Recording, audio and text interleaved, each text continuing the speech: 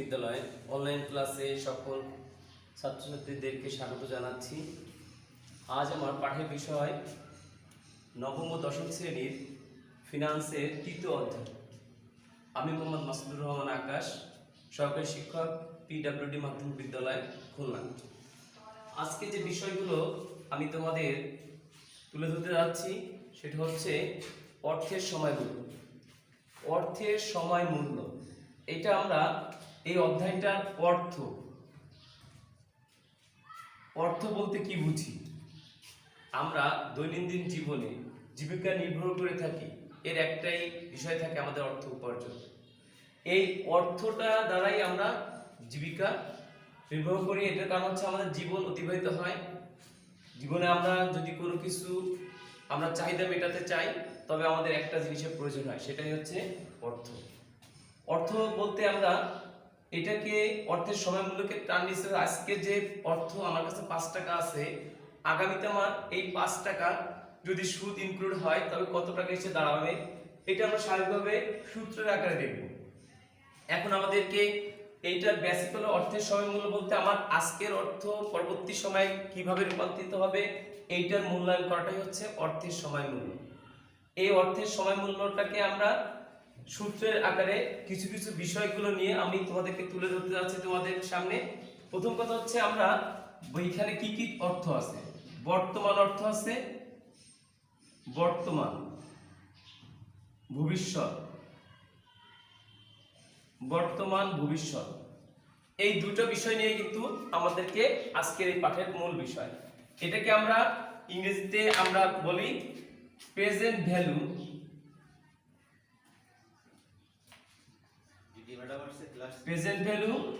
এবং future value. Future present value এবং future value, অর্থাৎ আমরা জানি যে বর্তমান মূল্য আর একটা হচ্ছে কি ভবিষ্যৎ মূল্য। বর্তমান মূল্য এবং ভবিষ্যৎ মূল্য এই দুইটা বিষয় আমাকে এই অধ্যায় থেকে বের করে নিতে হয়। আমরা জানি অধ্যায় শেখার ফলে আমরা জানবো কিভাবে বর্তমান মূল্য নির্ণয় করতে হয় আর কিভাবে ভবিষ্যৎ মূল্য নির্ণয় করতে হয়।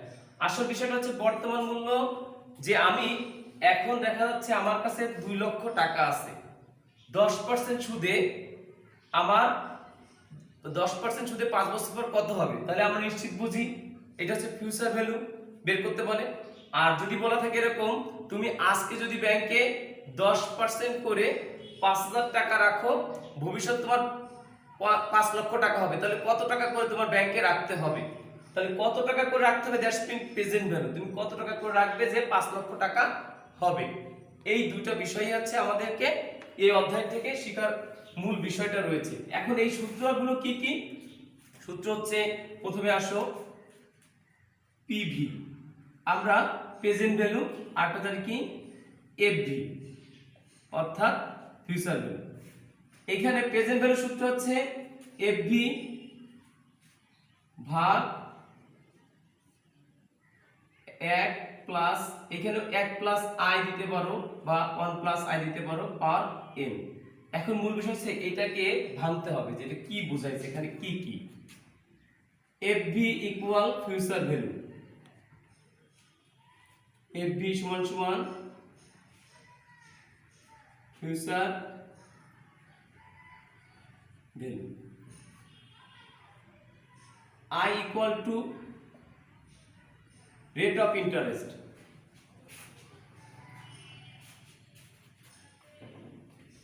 rate of interest, n সমান সমান নাম্বার অফ ইয়ার, অথবা তুমি বলতে পারো নং অফ ইয়ার বা নাম্বার অফ ইয়ার। এইখানে আমাকে একটা বিষয় বুঝতে যে রেট অফ ইন্টারেস্ট এটা ফিউচার ভ্যালু বলতে ভবিষ্যৎ মূল্য, ভবিষ্যৎ মূল্য, রেট অফ ইন্টারেস্ট সুদের হার, আর বছর সংখ্যা,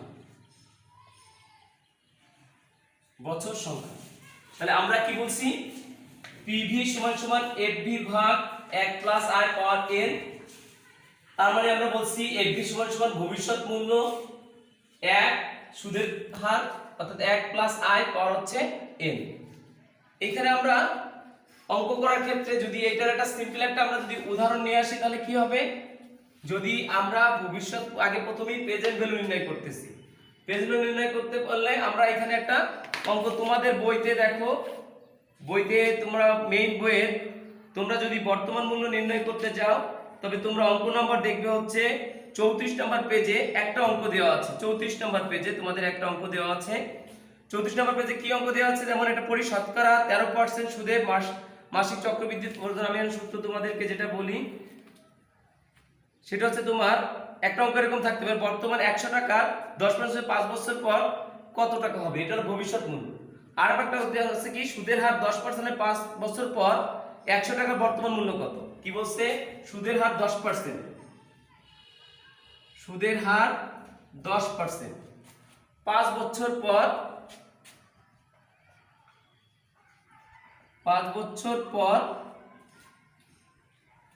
5 বছর পরে 100 টাকার বর্তমান মূল্য কত। এটা একটা প্রশ্ন, এটা তোমার মেইন বইয়ের প্রশ্ন। সুদের হার মানে বলছে 10% হলে 5 বছর পরে 100 টাকার বর্তমান মূল্য কত। এটাকে যদি তুমি প্রশ্ন সমাধান করতে চাও তাহলে তোমাকে এভাবে করে করতে হবে। এখানে কি বলছে, প্রথমে আমরা জানি কি FV ইকুয়াল 100 টাকা, তারপরে কি বলছিলাম আয় অর্থাৎ সুদের হার, সুদের হার কত আছে, সুদের হার আছে 10%, বা তুমি এখানে লিখতে 0.10। তারপরে বলছে কি বছর সংখ্যা n = 5 বছর। এবার আমি সূত্র যদি প্রয়োগ করি তবে কিন্তু আমার সমাধান হয়ে যাবে। তাহলে কি বলছে, সুদের হার FV = PV = FV ভাগ 1 প্লাস I পাওয়ার n। তাহলে এখানে আমি সূত্রটা বসে 100 ভাগ 1 প্লাস I মান হচ্ছে আমি 0.1 আমি বের করে নিয়েছি, অর্থাৎ 10% না লিখে আমি 0.10 লিখব, পান লিখব হচ্ছে 5। এবার আমাকে নিচে ক্যালকুলেশন করতে হবে, আগে এর সাথে যোগ করলে 0.10 পাওয়ার 5, এবার 100।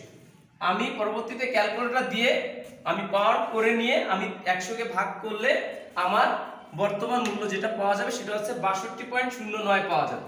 ক্যালকুলেশন করলে আমরা পাবো 62.09।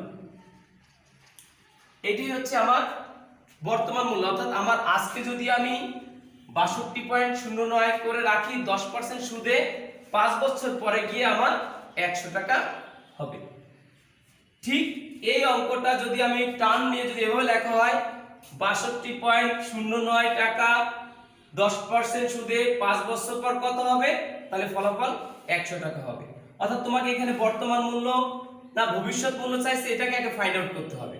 সূত্র সবসময়ের জন্য আমাকে একটা বিষয় রাখতে হবে যে আমাকে কোন সূত্র প্রয়োগ করতে হবে, বর্তমান মূল্য সূত্র নাকি ভবিষ্যৎ মূল্য সূত্র।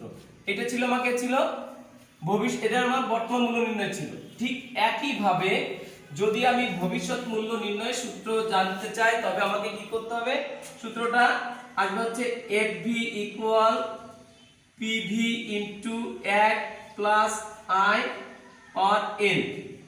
অর্থাৎ আমার আগে যে সূত্র ছিল আর এবার সূত্র, অর্থাৎ এবার সূত্র কি ভবিষ্যৎ মূল্য সমান কি PV, that's mean present value. ঠিক একই ভাবে যদি আমি লিখতে চাই PV equal to present value অর্থাৎ বর্তমান মূল্য।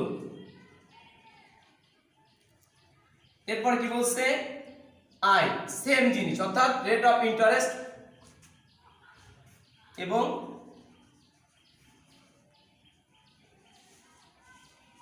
ইন্টারেস্ট। দেন আমরা কি বলছি n = number of year, number of year that's mean বছর সংখ্যা। তাহলে আমার এই সূত্রটা আমরা কি বলছি, FV = PV * 1 plus I power n। আমরা ছোটবেলা আগেই জানি, আগের ক্লাস পূর্বের ক্লাসগুলোতে আমরা শিখছি সুদের হার = 1 প্লাস I পাওয়ার n। সুদের হার = 1 প্লাস I পাওয়ার n, সুদ = এটা আমরা শিখে রাখি, সুদ = 1 প্লাস সুদের হার পার বছর। এটা হলো আমরা যদি এমনি স্বাভাবিকভাবে মনে রাখতে চাই সুদ সমান সমান 1 প্লাস আই দ্যাটস মিন সুদের হার পাওয়ার হচ্ছে বছর। এটাকে আমরা ভাগ করে এসেছি যে ভবিষ্যৎ মূল্য সমান সমান বর্তমান মূল্য গুণ সুদ। ভবিষ্যৎ মূল্য সমান সমান বর্তমান মূল্য গুণ সুদ। সুদ বলতে আমরা এটাই বুঝি, সুদ বলতে 1 প্লাস সুদের হার পাওয়ার হচ্ছে বছর। ঠিক একইভাবে যদি আমি বলি বর্তমান মূল্য সমান সমান কি, তাহলে ভবিষ্যৎ মূল্য ভাগ সুদ, ভবিষ্যৎ মূল্য ভাগ সুদ। এটা আমরা দিয়ে এবার একটা অঙ্ক যদি আমরা সমাধান করতে চাই, তবে এই অঙ্কের সমাধানটা কি আসতে পারে, কিভাবে প্রশ্ন আসতে পারে, যে তোমাকে যেহেতু বের করতে বলছে ভবিষ্যৎ মূল্য সমান সমান কি, এখানে বলতে পারে যে তুমি যদি এটা মনে করো প্রশ্নটা এরকম আসতে পারে 10% সুদে 100 টাকা জমা রাখলে 10 বছর পর কত হবে। 10% সুদে 10% সুদের হারে বা সুদে 100 টাকার 5 বছর বা 10 বছর, 5 বছর পর কত হবে। তাহলে আমরা নিশ্চিতভাবে এখানে বুঝছি কি, তোমাকে বর্তমান কত টাকা দেয়া আছে, বর্তমান মূল্য হচ্ছে 100। এটা যেহেতু তোমার বর্তমান মূল্য দেয়া আছে, ভবিষ্যৎ মূল্য চাইছে, তাহলে সূত্র প্রয়োগ করতে হবে, আমার ভবিষ্যৎ মূল্য সূত্র ব্যবহার করতে হবে। তাহলে সূত্র ব্যবহার করে এখানে আমরা যদি বলি FV সমান সমান PV into 1 plus I power n, তাহলে আমি এখানে আগে লিখে নিতে পারি PV সমান সমান কত দেয়া আছে 100 টাকা অর্থাৎ বর্তমান মূল্য, I সমান সমান রেট অফ ইন্টারেস্ট কত দেয়া আছে 10%, অর্থাৎ আমি বলতে পারি বা 0.10, এবং n সমান সমান কত দেওয়া আছে 5 বছর। তাহলে আমি এখানে 100 ইনটু 1 প্লাস 0.10 পাওয়ার 5, তাহলে আমি এখানে 5, তাহলে 100 লিখলাম ইনটু ঠিক সেম একইভাবে 5। এবার আমাকে আবার সমাধান করতে হবে, তখন আমি এটা করলে আমার কি আসবে উত্তর, অর্থাৎ আমি ক্যালকুলেশন করে দেখব। 0 আমি সাইন্টিফিক ক্যালকুলেটর তাহলে সুবিধা হবে, আর তাই যদি না হয় আমি যদি সাইন্টিফিক ক্যালকুলেটরই তোমার ব্যবহার করাই উত্তম, অর্থাৎ 1.10 এর পাওয়ার দিবে হচ্ছে 5, যেটা আসবে তার সাথে 100 গুণ করলে আমার যে মূল্যটা পাওয়া যাবে ওইটাই হচ্ছে আমার ভবিষ্যৎ মূল্য। তাহলে আজকে আমি যে বিষয়টা তোমাদেরকে শিখালাম, দুটো বিষয়, এখন আমরা দেখলাম বর্তমান মূল্য এবং ভবিষ্যৎ মূল্য। এখানে কিন্তু শেষ নয়, এটা আবার চক্রবৃদ্ধি আছে, যেমন কি m সমান সমান মাল্টিপিরিয়ডিক কম্পাউন্ডিং অর্থাৎ চক্রবৃদ্ধি সংখ্যা। আমরা এই 4টা সূত্র আজকে আমরা শিখব, 4টা সূত্র শিখে এটা উদাহরণস্বরূপ বাসায় আমরা প্র্যাকটিস করব, পরবর্তী ক্লাসে আমরা সৃজনশীল করব এটা। তাহলে এখানে কি বলছে, প্রথম ছিল কি আমরা বলছি PV সমান সমান FV ভাগ 1 প্লাস I পাওয়ার n, এটা চক্রবৃদ্ধি সূত্রটা কি হতে পারে, জাস্ট এটা হবে PV ইকুয়াল FV ভাগ 1 প্লাস I বাই m পাওয়ার হচ্ছে n ইনটু m।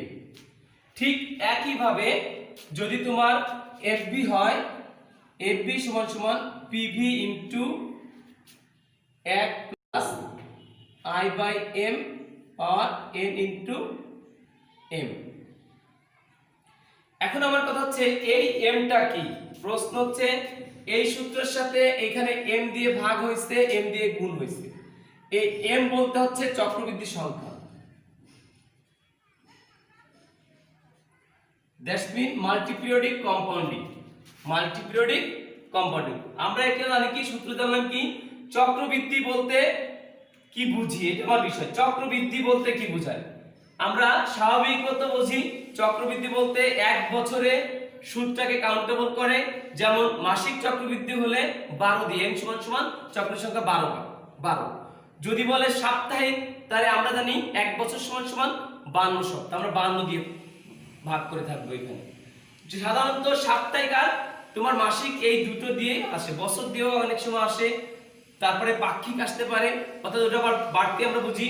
এক পাক্ষিক মানে বলতে বছরে আমরা যদি পাক্ষিক হিসেবে করি তাহলে 24 আমরা কেন বললাম, কারণ হচ্ছে আমরা জানি এক পক্ষ আমরা বলতে পারি যে এক মাসে 2টা পক্ষ ধরা হয়, অর্থাৎ 12 মাসে তোমার 24 পক্ষ ধরা। এটা সাধারণত অনেক কঠিন প্রশ্ন, আমরা ওটা ক্লাস 10, 9, 10 যখন আমরা পরে যাচ্ছি, আমরা ইন্টারমিডিয়েটে যে আমরা এই জিনিসগুলো পাবো, কিন্তু সাধারণত আমরা প্রাথমিক অবস্থায় মাসিক এবং সাপ্তাহিক চক্রবৃদ্ধি হতে পারে। আগে যে অঙ্কটা করেছিলাম সেই অঙ্কটাই যদি এখানে যদি ভবিষ্যৎ মূল্য মাসিক চক্রবৃদ্ধি হয়, বলছে কিলো আগে ছিল কত টাকা, যে আমি এখানে লিখে 8% সুদে 200 টাকা, 200 টাকার 3 বছরে 3 বছর পর মাসিক চক্রবৃদ্ধিতে কত টাকা হবে?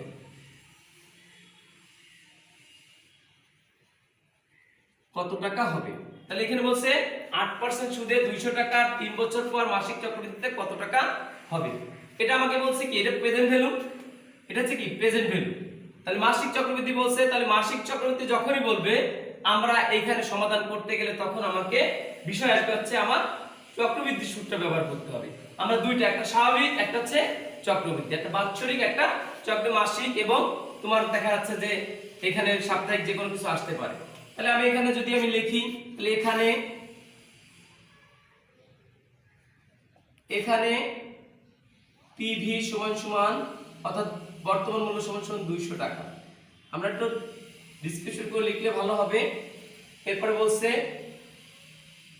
আই সমান সমান, এইখানে একটা প্রশ্ন 8% বা আমরা আগে 10% লিখছিলাম 0.10, এইখানে আমার একটু প্রশ্ন দেখে দেয়, যদি আমরা 8% লিখি তবে অনেকে কিন্তু লিখবে 0.80, 0.8 লিখবে, তবে কি এটা কি যুক্তিসঙ্গত হবে?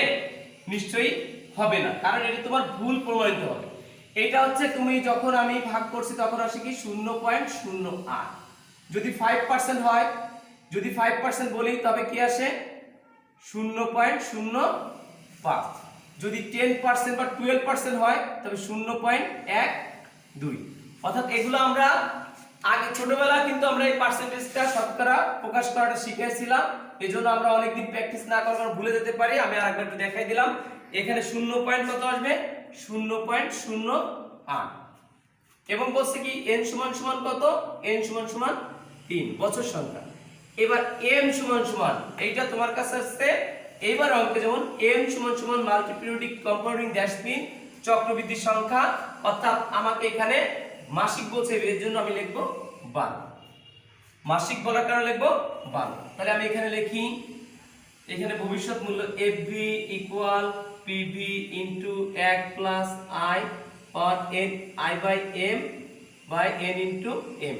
তাহলে আমি এখানে কত আছে 200 ইনটু 1 প্লাস I সমান সমান 0.08 ভাগ 12 পাওয়ার n বলতে কত বোঝায় 3 ইনটু 12। তাহলে আমি এবার করে নিব এভাবে, ক্যালকুলেটরে আমি ক্যালকুলেশন করব 200 1 প্লাস আমি এখানে 12 রে 0.08 12 দিয়ে ভাগ করব এবং 3 12 36। এইবার আমার প্রশ্ন, কেন সায়েন্টিফিক ক্যালকুলেটর লাগবে? আমি যদি এমনি ক্যালকুলেটর ব্যবহার করি তাহলে আমার 36 বার যে ফলাফলটা আসবে তাকে 36 বার গুণ করতে হবে, এটা বানাটা অনেক কঠিন। এজন্য সায়েন্টিফিক ক্যালকুলেটর একবারই পাওয়ার করলে আমার সমাধানটা প্রতিশত পেয়ে যাব।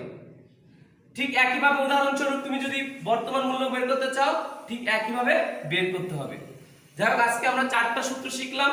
এই অধ্যায়ে 4টা সূত্র সম্পর্কে বেসিক আজকে নলেজ তোমাদের দিলাম, প্রাথমিক, অর্থাৎ এটা তোমরা অনেক দিন ক্লাস থেকে দূরে আসো, কিন্তু ফিনান্সের ক্লাসটা অনেক সহজ। তোমরা যা 9 উঠেছো তোমাদের কাছে মনে হচ্ছে ফিনান্স বইটা অনেক কঠিন, আসলে এটা কঠিন কোনো বিষয় নাই। এটা তোমরা বাসায় বেশি বেশি প্র্যাকটিস, 4টা সূত্র ভালোভাবে প্র্যাকটিস করো, এবং আমি যেভাবে তোমাদেরকে কয়েকটা উদাহরণ দেখালাম, তোমার নিজেদের মূল টেক্সট বুকে যে উদাহরণগুলো আছে তোমরা এই 4টা রুলের ভিতরে কোনটা করবে আজকে বাসায় বসে বসে প্র্যাকটিস করবে, এবং পরবর্তী ক্লাসে এই অধ্যায়ের সৃজনশীল এবং বহু নির্বাচনী প্রশ্ন নিয়ে আমি তোমাদের আবার আগামী ক্লাসে আমি তুলে ধরবো। সবাইকে ধন্যবাদ, সবাই ভালো থাকো, সুস্থ থাকো, অযথা কেউ বাইরে যাবে না, এবং প্রয়োজনের বাইরে কেউ বাইরে যাবে না, প্রয়োজন হলে অবশ্যই যাবে, ও বাইরে যাওয়ার সময় মাস্ক ব্যবহার করবে এবং হ্যান্ড স্যানিটাইজার করবে। সবাই ভালো থাকো, সুস্থ থাকো, শুভকামনায় আজকের মধ্যে এই ক্লাসটা শেষ করছি। ধন্যবাদ সবাইকে।